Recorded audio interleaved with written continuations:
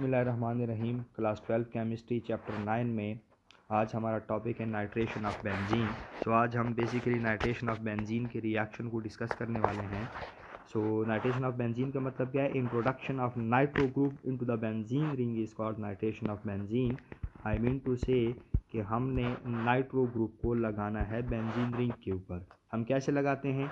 इसके लिए अगर हम एक इक्वेशन लिखते हैं कि बेंजीन और प्लस हमारे पास इसके साथ हम यूज़ करेंगे नाइट्रिक एसिड और साथ हम H2SO4 सल्फ्यूरिक एसिड हम यूज़ करेंगे और दोनों एसिड्स हमारे होने चाहिए कॉन्सनट्रेटेड फॉर्म में। टेम्परेचर हम यहाँ पे यूज़ करेंगे 50 से लेके 55 के रेंज तक इस टेम्परेचर पे। यहाँ पे HNO3 हम यूज़ करेंगे और H2SO4 आपस में 1:1 में। H2SO4 का यहाँ पे रोल क्या है? यहाँ पे इसका रोल है कैटलिस्ट, ठीक है। और H2SO4 की कंसंट्रेशन अगर आप इंक्रीज़ करेंगे तो आपका रेट ऑफ रिएक्शन भी इंक्रीज़ होता जाएगा, ठीक है।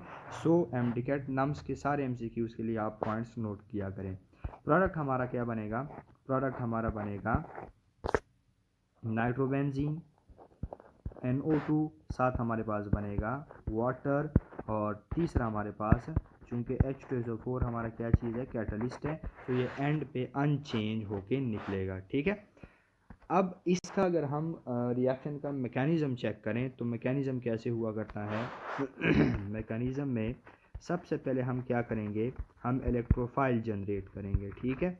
और इलेक्ट्रोफाइल जो हमारे पास जनरेट होगा वो इन दोनों एसिड से आपस में जनरेट करेंगे, आपस में रिएक्ट करके। कैसे? अगर मैं HNO3 को समथिंग लाइक दिस लिख लेता हूँ, सपोज करो मेरे पास NO2 है और मैं इसके साथ यहाँ पे HO लिख देता हूँ, तो बेसिकली ये क्या चीज़ है? ये HNO3 है, ठीक है। और मैं H2SO4 को अगर इस तरह लिख लेता हूँ कि H लिख लेता हूँ मैं और साथ हम HSO4 कर लेते हैं, ठीक है। यहाँ से ये जो मेरा हाइड्रोजन का बॉन्ड है यहाँ पे ये प्लस में टूट जाएगा और यहाँ पे ये जो हमारे पास एक ऑक्सीजन इसमें से निकलेगा वो क्या हो जाएगा? वो नेगेटिव हो जाएगा, ठीक है। यहाँ पे ये H प्लस इस नाइट्रिक एसिड का जो OH लगा हुआ है उसके लोन पेयर के साथ ये जाके अटैच हो जाएगा। तो जब लोन पेयर के साथ अटैच होगा क्या हमारे पास सिनेरियो बन जाएगा कि NO2 हमारे पास साथ O है, O के साथ एक हाइड्रोजन है और इसके साथ एक और भी यहाँ पे हाइड्रोजन अटैच हो जाएगा, ठीक है। साथ में ये HSO4 जो ये फिलहाल एनाइन की फॉर्म में यहाँ से निकल गया है। अब यहाँ पे चूंकि ऑक्सीजन ने लोन पेयर डोनेट किया तो इसके ऊपर चार्ज पॉजिटिव आ जाएगा। पॉजिटिव चार्ज ऑक्सीजन कभी भी बर्दाश्त नहीं करेगा। ये दोबारा ख़त्म करने के लिए और अपना लोन पेयर दोबारा रीजनरेट करने के लिए ये वाला बॉन्ड ऑक्सीजन ब्रेक करेगा नाइट्रोजन के साथ और यहाँ पे ये जो इलेक्ट्रॉन पेयर है वो ऑक्सीजन पुल करेगा। यहाँ से हमें क्या चीज़ मिल जाएगा? यहाँ से हमें नाइट्रोनियम आयन मिलेगा, NO2 पॉजिटिव, साथ हमें वाटर मिल जाएगा और साथ में हमारे पास ये HSO4 जो हमारा है ये कैटलिस्ट हमारे पास आ जाएगा, ठीक है।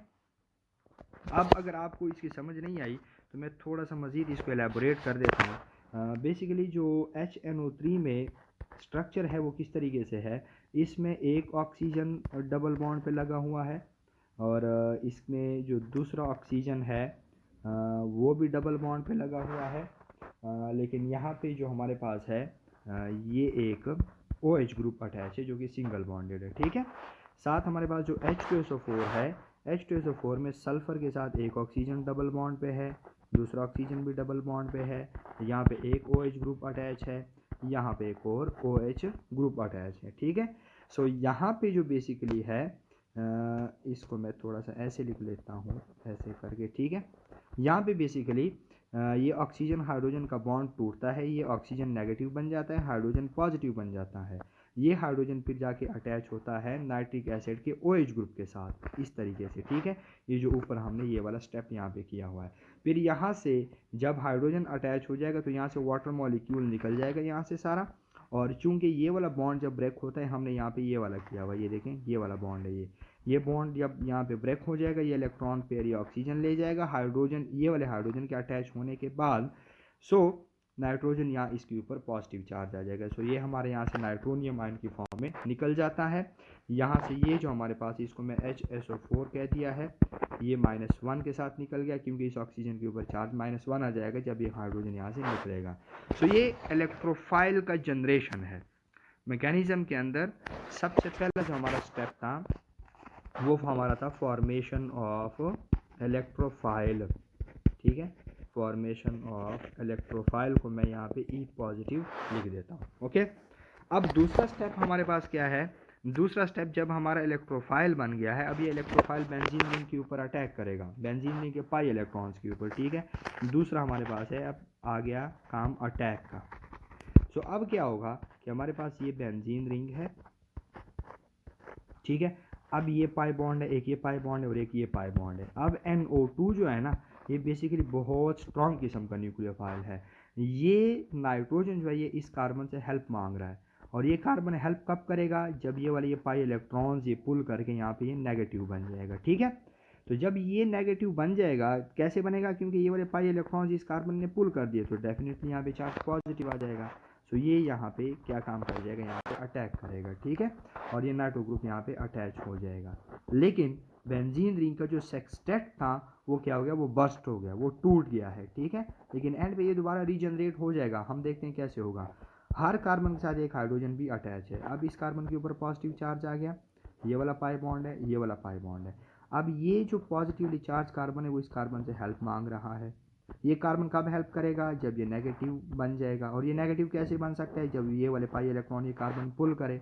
तो डेफिनेटली यहाँ पे ये हेल्प हो सकती है। लेकिन अगर ये पाई इलेक्ट्रॉन ये वाला कार्बन पुल करता है, तो ये जो एक कार्बन है इसके ऊपर पॉजिटिव चार्ज आ जाएगा। सो बेसिकली जब ये पॉजिटिव चार्ज यहाँ पे शिफ्ट हो जाएगा, ये पॉजिटिव और ये नेगेटिव आपस में यहाँ पे पाई बॉन्ड बना लेंगे अब, ठीक है।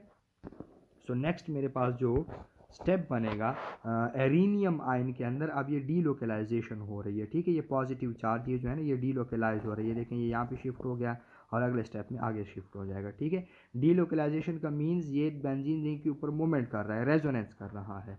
तो यहाँ से मेरे पास क्या चीज़ बन गई है, ये मेरे पास नाइट्रो ग्रुप यहाँ पे अटैच है और साथ ही हाइड्रोजन है। अब ये जो पाई बॉन्ड था ये वाला, ये कहाँ पे शिफ्ट हो गया, यहाँ पे, और ये वाला पाई बॉन्ड यहीं पे लगा हुआ, ये कार्बन पॉजिटिव चार्ज है। ये कार्बन अगेन इस कार्बन से हेल्प मांग रहा है, ठीक है। ये कार्बन कब हेल्प कर पाएगा, जब ये नेगेटिव बन जाएगा। नेगेटिव कैसे बनेगा, ये वाले पाई इलेक्ट्रॉन ये पुल कर लेगा, तो पॉजिटिव चार्ज कहाँ पे चला जाएगा, इस कार्बन के ऊपर पॉजिटिव चार्ज चला जाएगा, ये जो कार्बन है। सो हम बेसिकली कहते हैं कि ये वाला पॉजिटिव चार्ज वहाँ पे शिफ्ट हो गया।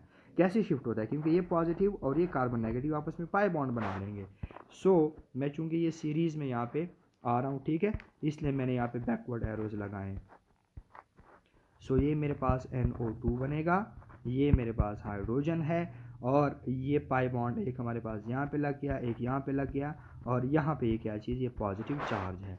अब यहाँ पे पहुँच के लास्ट हमारे पास क्या चीज़ है, थर्ड स्टेप में हमारे पास अब ये प्रोटॉन की इजेक्शन होगी, सॉरी इंजेक्शन मैं बोला हूँ गलती से। ये जो हमारे पास H है ये यहाँ से निकलेगा H+ की फॉर्म में, और फाइनल प्रोडक्ट हमारे पास बनेगा, ठीक है। प्रोटॉन का मतलब ये है कि ये H पॉजिटिव यहाँ से निकलेगा, प्रोटॉन की इजेक्शन होगी यहाँ से, ठीक है, ये निकलेगा यहाँ से।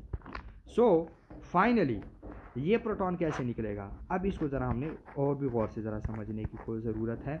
यहाँ पे ये NO2 है, ये यहाँ पे H लगा हुआ है, ये कार्बन यहाँ पे पॉजिटिव है, यहाँ पे दो हमारे पास पाई बॉन्ड है। इस स्टेप में बेंजीन रिंग का जो सेक्सटेट हमने बर्स्ट किया था वो दोबारा यहाँ पे रीजनरेट होगा। अब ये यहाँ पे दो फैक्टर है, इस हाइड्रोजन को निकालने में दो फैक्टर्स हैं। पहला फैक्टर ये है कि ये जो कार्बन पॉजिटिव है ना ये वाला, ये इस कार्बन से हेल्प मांग रहा है कि भाईजान मेरे साथ हेल्प करें, क्योंकि मैं पॉजिटिवली चार्ज हूँ, इलेक्ट्रॉन डेफिशिएंट हूँ मैं। ये कार्बन हेल्प कैसे करेगा, ये ऐसे कर सकता है कि ये वाला बॉन्ड ये इलेक्ट्रॉन ये पुल कर ले, ये नेगेटिव बन जाए, हाइड्रोजन को पॉजिटिव में यहाँ से निकल जाना चाहिए। सो हाइड्रोजन पॉजिटिव में निकलेगा, एक तो इस कार्बन पॉजिटिव की वजह से, दूसरा जो हमारा HSO4 नेगेटिव था ना, जो कि यहाँ पे हमारे पास बना था इलेक्ट्रोफिलिक जनरेशन में, ये जो हमारा बना था, चूंकि ये कैटलिस्ट है, कैटलिस्ट तो एंड पे अनचेंज होकर दोबारा निकलेगा ना, ठीक है। सो एक तो ये HSO4 इस हाइड्रोजन को इजेक्ट करने में हेल्प करेगा यहाँ से, और दूसरा ये जो कार्बन पॉजिटिव है वो इस कार्बन से हेल्प मांग रहा है, तो ये कार्बन भी इसको पुल करने की कोशिश करेगा, पुश करेगा इसको, ठीक है, कि ये इलेक्ट्रॉन पेयर यहाँ से ये पुल करेगा और हाइड्रोजन को निकालेगा यहाँ से। सो हाइड्रोजन यहाँ से निकल जाएगा पॉजिटिव की फॉर्म में, ये जो बॉन्डेड इलेक्ट्रॉन पेयर है वो ये कार्बन उठा के नेगेटिव बन जाएगा, ये कार्बन पॉजिटिव और ये कार्बन नेगेटिव, यहाँ पे पाई बॉन्ड दोबारा जनरेट कर लेंगे। सो फाइनली हमारे पास क्या चीज़ बन जाएगा, ये मेरे पास यहाँ पे बेंजीन रिंग दोबारा इसका सेक्सटेट रीजनरेट हो गया और आप देखते हैं कि हमारे पास ये इलेक्ट्रोफिलिक सब्सटीट्यूशन रिएक्शन हो गई है। स्टार्ट में नाइट्रोनियम आयन बेंजीन रिंग के अंदर ऐड हो गया था, लेकिन एंड पे वो हाइड्रोजन निकल गया। सो एंड पे इसको हम कहते हैं इलेक्ट्रोफिलिक सब्सटीट्यूशन। ठीक है, ये जो H है ये पॉजिटिव की फॉर्म में यहाँ से निकलेगा। सो H positive plus HSO4 -1 negative, ठीक है, -1, ये दोनों आपस में कंबाइन होकर दोबारा H2SO4 बना लेंगे और ये कैटलिस्ट हमारा दोबारा रीजनरेट होगा, जो कि अगले रिएक्शन के लिए हमारे पास अवेलेबल है। ठीक है, so this is all about nitration of benzene. कोई भी क्वेश्चन है आप कमेंट में पूछ सकते हैं। अच्छा, यहाँ पे एक चीज़ मैं मज़ीद क्लियर करना चाहता हूँ, हो सकता है MD-CAT में नम्स के सिलेबस में ये क्वेश्चन पूछे जाएँ। यहाँ पे जो हमारे पास था ये HNO3, ये एसिड है, नाइट्रिक एसिड है, और ये हमारे पास सल्फ्यूरिक एसिड है। ठीक है, लेकिन इस रिएक्शन में ये जो इलेक्ट्रोफाइल जनरेट करके देंगे हमें, इस रिएक्शन में जो हमारा HNO3 है ये एज अ बेस काम करेगा। परेशान होने की ज़रूरत नहीं है, हो सकता है बहुत ज़्यादा परेशान हो जाएं कि मैं एसिड को बेस कैसे कह रहा हूँ। और जो सल्फ्यूरिक एसिड ये हमारा एज एन एसिड काम करेगा। वो ऐसे होगा क्योंकि ब्रॉन्स्टेड-लोवरी कॉन्सेप्ट के मुताबिक H+ डोनर जो होता है वो एसिड होता है। सो अगर हम देखते हैं हमारा जो सल्फ्यूरिक एसिड है वो यहाँ पे H+ दे नहीं रहा, ये वाला जो H+ है वो दे रहा है ना, H+ डोनर है, तो ये एसिड हो गया। और नाइट्रिक एसिड को अगर आप देखते हैं तो नाइट्रिक एसिड के अंदर जो OH ग्रुप लगा हुआ है वो OH ग्रुप बेसिकली इस H पॉजिटिव को एक्सेप्ट कर रहा है। ठीक है, सो ब्रॉन्स्टेड-लोवरी कॉन्सेप्ट के मुताबिक H+ जो एक्सेप्टर हुआ करता है वो बेस हुआ करता है। ठीक है, सो ये भी पॉइंट हमें क्लियर हो जाना चाहिए था।